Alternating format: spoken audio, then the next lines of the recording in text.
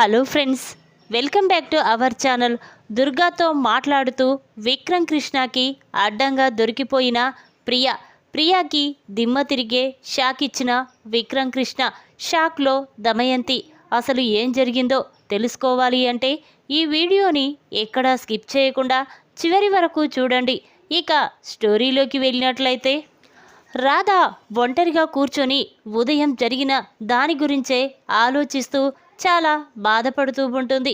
ఇంతలోనే విక్రమ్ కృష్ణ ఇంటికి వచ్చి రాధా రాధా అని పిలుస్తూ ఉంటాడు. ఇక ఆ మాటలు విన్న సునంద అక్కడికి వచ్చి, ఏంట్రా, ఏం జరిగింది, ఎందుకలా రాధని పిలుస్తున్నావు అనగానే అప్పుడు విక్రమ్, అదేంటమ్మా, నేను వచ్చి ఇంతసేపైనా రాధ మాత్రం ఎక్కడా కనిపించలేదు, ఎక్కడికి వెళ్ళింది అనగానే అప్పుడు సునంద, ఎక్కడికి వెళ్తుందిరా, బయటికైతే వెళ్ళిపోలేదులే, ఇంట్లోనే ఉంది అనగానే ఇక విక్రమ్, ఏంటమ్మా అలా మాట్లాడుతున్నావు, ఏం జరిగింది చెప్పు అని చెప్పి ఇక విక్రమ్ అడగగానే అప్పుడు సునంద, ఒరేయ్ అసలు ఏం జరిగిందంటే అని చెప్పి ఇక ఆ దుర్గా ప్రియ చేసిన విషయం గురించి పూర్తిగా విక్రమ్కి చెప్తుంది. ఇక మాటలు విన్న విక్రమ్ ఒక్కసారి షాక్ అయిపోయి చూస్తూ ఉంటాడు. అమ్మా, ఇప్పుడు రాధ ఎక్కడికి వెళ్ళిపోయిందమ్మా అనగానే అప్పుడు సునంద, అదిగోరా అక్కడ ఒంటరిగా కూర్చొని తన గురించే తనే ఆలోచించుకుంటూ బాధపడుతూ కన్నీళ్లు పెట్టుకుంటుంది, వెళ్ళరా, వెళ్ళి రాధని ఓదార్చురా అని చెప్పి సునంద అనగానే ఇక విక్రమ్ వెంటనే రాధ దగ్గరికి వెళ్తాడు.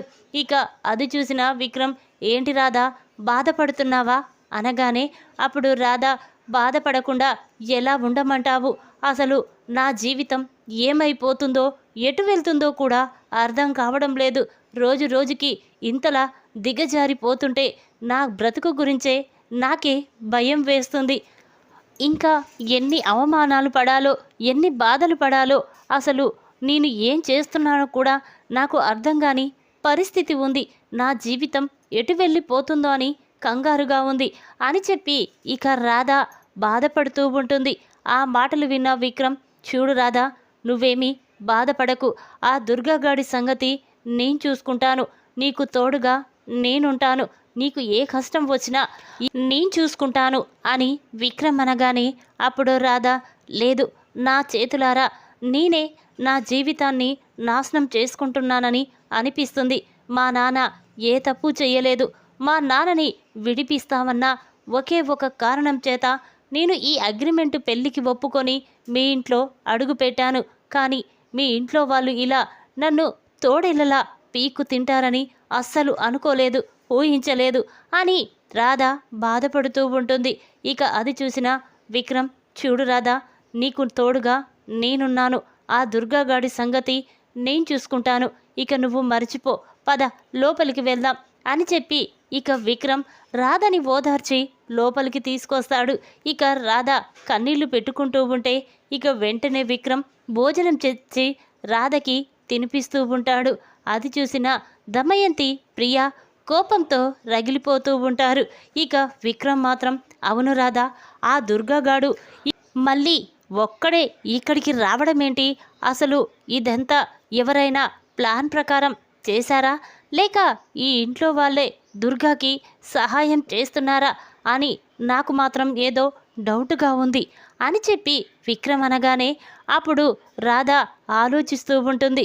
అవును, వాడు ఒక్కడు ఈ ఇంట్లోకి రావాలంటే చాలా ధైర్యం కావాలి, కానీ నేను ఒంటరిగా ఉన్నానని తెలుసుకొని సరాసరి వాడు నా గదిలోకే వచ్చాడు అంటే ఎవరో చేసుంటారు అనగానే అప్పుడు విక్రమ్, చూడు రాధా, నాకెందుకో ఈ దమయంతి ప్రియా మీద డౌట్గా ఉంది, వీళ్ళే ఏదైనా చేసి ఉండొచ్చా, నిన్ను బయటికి పంపించాలని వీళ్ళేదైనా ప్లాన్ వేసుంటారా, ఆ దుర్గాతో చేతులు కలిపి ఉంటారా అని విక్రమ్ అనగానే ఆ మాటలు విన్న రాధ, చూడండి, మనం ఆధారం లేనిది ఎవరిని తప్పు పట్టకూడదు, నిజానిజాలు తెలుసుకున్న తర్వాత అప్పుడు వాళ్ళ సంగతి చెప్పాలి అని చెప్పి ఇక రాధ విక్రమ్ అక్కడి నుంచి వెళ్ళిపోతారు. ఇంతలోనే ఉదయం అవుతుంది. ఇక ప్రియ రాధకి ఎదురుగా వచ్చి, ఏంటి రాధ, ఇంత ఉదయాన్నే లేచావు, మళ్ళీ ఆ దుర్గాగాడు వస్తాడని చెప్పాడా, భలే మేనేజ్ చేస్తున్నావు, దుర్గాతో ఇటు బావతో, బావని వదులుకోలేక దుర్గాని ప్రేమించిన వాణ్ణి విడిచేయలేక నువ్వు మాత్రం ప్లాన్ వేస్తున్నావు కదా అని చెప్పి ఇక ప్రియ రాధ గురించి చాలా తప్పుగా మాట్లాడుతూ ఉంటుంది. ఇక ఆ మాటలు విన్న రాధకి చాలా కోపం వస్తుంది. వెంటనే ప్రియా చంప పగలగొడుతుంది. చూడు, దుర్గా విషయంలో నీ మీద నాకు అనుమానం వస్తుంది, కానీ నువ్వు దుర్గాతో చేతులు కలిపినట్టు నా విషయంలో నువ్వు కలగజేసుకున్నట్టు తెలియాలి, కానీ నీ ప్రాణాలు నేను తీసేస్తాను అని చెప్పి రాధ ఇక ప్రియాకి వార్నింగ్ ఇస్తుంది. అది చూసిన ప్రియా కోపంతో రగిలిపోతూ ఉంటుంది. ఇక తన మనసులో, ఒసై రాధా, నువ్వు మా బావని పెళ్లి చేసుకొని నన్ను మా బావని శాశ్వతంగా విడదీశావు. అందుకే నిన్ను మా బావని విడదీసి మా బావతో పెళ్లి జరిగేలా చేసుకుంటాను. నిన్ను ఈ ఇంట్లో నుంచి బయటికి గెంటేస్తాను.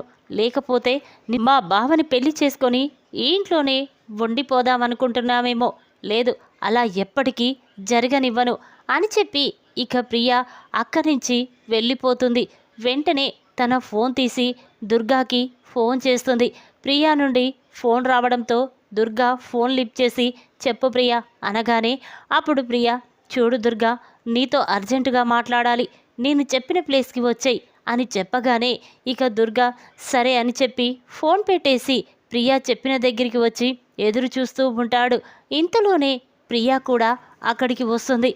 ఏంటి, నాతో ఏం మాట్లాడాలి, ఎందుకు రమ్మని చెప్పావు అని దుర్గా అనగానే అప్పుడు ప్రియా, చూడు దుర్గా, నేను మాత్రం చాలా సంతోషంగా ఉన్నాను. నేను మా అమ్మ ఎప్పుడు ఆ రాధ విషయంలో ఓడిపోయేవాళ్ళం, కానీ ఇప్పుడు నీతో చేతులు కలిపాక నేను ఆ దుర్గ ముఖంలో నేను బాధని చూశాను, కన్నీళ్లు చూశాను. అందుకే నాకు చాలా సంతోషంగా ఉంది. ఇలాగే రాధ విషయంలో నాకు సహాయం చేశావంటే రాధ నీదవుతుంది, బావ నావాడవుతాడు, మన ప్రాబ్లం సాల్వ్ అవుతుంది అని ప్రియా అంటుంది. ఆ మాటలు విన్న దుర్గా మాత్రం చాలా సంతోషపడుతూ ఉంటాడు. ఇక వెంటనే దుర్గా, చూడు ప్రియా, నేను చేస్తున్నాను, కానీ దీనికంతటి కారణం నువ్వేనని ఆ విక్రమ్కి తెలిసిపోతే నీ పరిస్థితి ఏంటి అనగానే ఇక ప్రియా ఒక్కసారి షాక్ అయిపోయి చూస్తూ ఉంటుంది. ఏంటి దుర్గా, ఏం మాట్లాడుతున్నావు, నువ్వెవరికైనా చెప్తావా అనగానే అప్పుడు దుర్గా, చూడు ప్రియా, నువ్వు నాతో సేఫ్గా ఉన్నంత వరకు నేను ఈ విషయం ఎవరికీ చెప్పను, కానీ ఒకవేళ నన్ను ఏదైనా చెయ్యాలని చూస్తే మాత్రం నీ గురించి పూర్తిగా మీ ఇంట్లో వాళ్ళకి తెలిసేలా చేస్తాను అని ఇక దుర్గా ప్రియా ఇద్దరూ మాట్లాడుకుంటూ ఉంటారు. ఇంతలోనే అటుగా వెళ్తున్న విక్రమ్ దుర్గా ప్రియాని చూసి ఒక్కసారి షాక్ అవుతాడు. ఇదేంటి, ప్రియా ఈ దుర్గాతో మాట్లాడుతుంది, దుర్గాకి తనకి ఏంటి సంబంధం, అయినా ఆ దుర్గాగాడు రౌడీ కదా, వాడితో ప్రియాకి ఏం పని అని చెప్పి వెంటనే విక్రమ్ చాటుకు వచ్చి ఇక దుర్గా ప్రియా మాటలు విని ఒక్కసారి షాక్ అయిపోతాడు. ఇదేంటి, ప్రియ వీడితో చేతులు కలిపి రాధ జీవితాన్ని నాశనం చెయ్యాలని చూస్తుందా, అంటే దుర్గా నిన్న ఇంటికి రావడానికి కూడా ప్రియే కారణం, ప్రియా ప్లాన్ వల్లే వాడు రాధ గదిలోకి ఒంటరిగా వెళ్ళాడు, అంటే దీనికంతటి కారణం ప్రియానా అని విక్రమ్ అనుకుంటూ ఉంటాడు. ఇక ప్రియా మాత్రం, చూడు చూడు దుర్గా, ఇక తొందరలోనే బావని నేను పెళ్లి చేసుకోబోతాను, రాధని నువ్వు పెళ్లి చేసుకుందువు, ఇక మన ప్లాన్ సక్సెస్ అవుతుంది అని చెప్పి ఇక ప్రియా అక్కడి నుంచి వెళ్ళిపోతూ ఉంటుంది. ఇంతలోనే ప్రియాకి ఎదురుగా విక్రమ్ వస్తాడు. విక్రమ్ని చూసిన ప్రియా ఒక్కసారి షాక్ అయిపోయి చూస్తూ ఉంటుంది. ఇదేంటి, బావా నన్ను దుర్గాని ఒకే దగ్గర చూసి ఉంటాడా, మరి ఇక్కడికి వచ్చాడేంటి అని వెంటనే, ఏంటి బావా, ఏం జరిగింది, నాతో ఏదో మాట్లాడాలా అని ప్రియా అనగానే అప్పుడు విక్రమ్, అవును ప్రియా, నీతో మాట్లాడాలి పద అని చెప్పి ఇక వెంటనే ప్రియాని దుర్గా దగ్గరికి తీసుకొస్తాడు. ఇక విక్రమ్ని చూసిన దుర్గా కూడా షాక్ అయిపోయి చూస్తూ ఉంటాడు. ఇక వెంటనే విక్రమ్, ఏంటి ప్రియా, నువ్వు ఏం చేస్తున్నావో నీకైనా అర్థమవుతుందా, ఎందుకు ఎందుకు ఈ దుర్గా గాడితో చేతులు కలిపి రాధ జీవితాన్ని నాశనం చెయ్యాలని చూస్తున్నావు, అంటే నీ ప్లాన్ ప్రకారమే నిన్న దుర్గాగాడు రాధ గదిలోకి వెళ్ళాడు, రాధని ఇబ్బంది పెట్టాడు, ఇక ఇంట్లో వాళ్ళందరి ముందు రాధ క్యారెక్టర్ మంచిది కాదని నిరూపించావు. అది తెలుసుకున్న దమయంతి అత్తయ్య రాధని బయటికి గెంటేయాలని చూసింది, కానీ ఎందుకు? తను కూడా నీలాగే ఆడపిల్లే కదా, ఎందుకు తన జీవితాన్ని నాశనం చెయ్యాలని చూశావు అని చెప్పి ఇక విక్రమ్ ప్రియా చెంప పగలగొడతాడు. అది చూసిన ప్రియా కోపంతో రగిలిపోతూ ఎందుకంటే అది నిన్ను పెళ్లి చేసుకుంది, నా జీవితాన్ని నాశనం చేసింది, నా బావని పెళ్లి చేసుకోవాల్సిన నేను ఇలా బాధపడడానికి కారణం ఆ రాధే. అందుకే ఆ రాధంటే నాకు కోపం, పగ, ప్రతీకారం. అందుకే తీర్చుకోవాలని ఈ దుర్గాతో చేతులు కలిపాను. ఆ రాధ క్యారెక్టర్ని అందరి ముందు బ్యాడ్ చేశాను. తొందరలోనే రాధని బయటికి గెంటేసేలా నేను చేస్తాను అని ప్రియా అనగానే ఇక మాటలు విన్న విక్రమ్కి చాలా కోపం వస్తుంది. అయితే నువ్వు దుర్గాతో చేతులు కలిపినందుకు నేను కూడా చేయాల్సినవి కొన్ని ఉంటాయి కదా అని చెప్పి ఇక విక్రమ్, ఒరే దుర్గా, నీకు ఇంకా బుద్ధి రాలేదా? అయినా ఎందుకురా ఒక ఆడపిల్ల జీవితాన్ని నాశనం చెయ్యాలని చూస్తున్నావు అని చెప్పి ఇక దుర్గా చెంప పగలగొట్టి, చూడు, ఇప్పుడే మిమ్మల్నిద్దరినీ ఇక్కడే అరెస్ట్ చేస్తాను, అలా అయితేనే మీకు బుద్ధొస్తుంది, జీవితాంతం జైల్లో పెడతాను అని చెప్పి ఇక విక్రమ్ ప్రియాని, దుర్గాని అరెస్ట్ చేసి అక్కడి నుంచి జైలుకు పంపిస్తాడు. ఇక విక్రమ్ ఇంటికి వస్తాడు.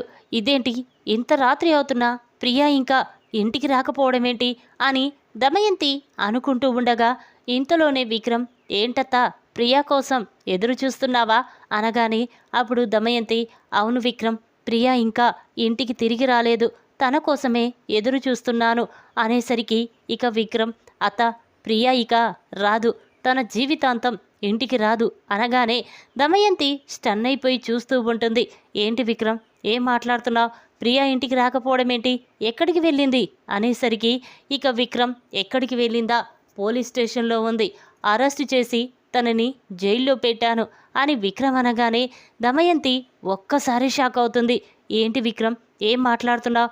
ప్రియాని అరెస్ట్ చేయడం ఏంటి? తను ఏ తప్పు చేసిందని అనగానే అప్పుడు విక్రమ్, ఏం చేసిందా? ఆ దుర్గాతో చేతులు కలిపి రాధ జీవితాన్ని నాశనం చెయ్యాలని చూసింది. అందుకే దుర్గా ప్రియా మాటలు చాటుగా విని నిజం తెలుసుకొని తనని అరెస్ట్ చేశాను అని విక్రమ్ అనగానే అప్పుడు దమయంతి, లేదు, కావాలనే నా కూతురుని నువ్వు అరెస్ట్ చేశావు. అయినా దుర్గాతో చేతులు కలపడానికి నా కూతురికి ఏం అవసరం? కావాలని నా కూతురు మీద నింద వేసి నా కూతుర్ని నాకు కాకుండా చెయ్యాలని చూస్తున్నారు, మీరందరూ కలిసి ప్లాన్ వేస్తున్నారు అని దమయంతి ఇక అందరి గురించి తప్పుగా మాట్లాడుతూ ఉంటుంది. ఇక ఇంతలోనే దమయంతి రాధ దగ్గరికి వెళ్ళి, ఒసై, ఇదంతా నీ వల్లే నా కూతురు ఇప్పుడు జైల్లో ఉంది. నువ్వు విక్రమ్ని పెళ్లి చేసుకోవడంతో నా కూతురు తను ఏం చేస్తుందో తనకే అర్థం కాని పరిస్థితుల్లో ఉంది. ఈ ఇంటికి నువ్వు వచ్చి నా కూతురు జీవితాన్ని నాశనం చేశావు కదే అని దమయంతి ఇక రాధని తిడుతూ ఉంటుంది.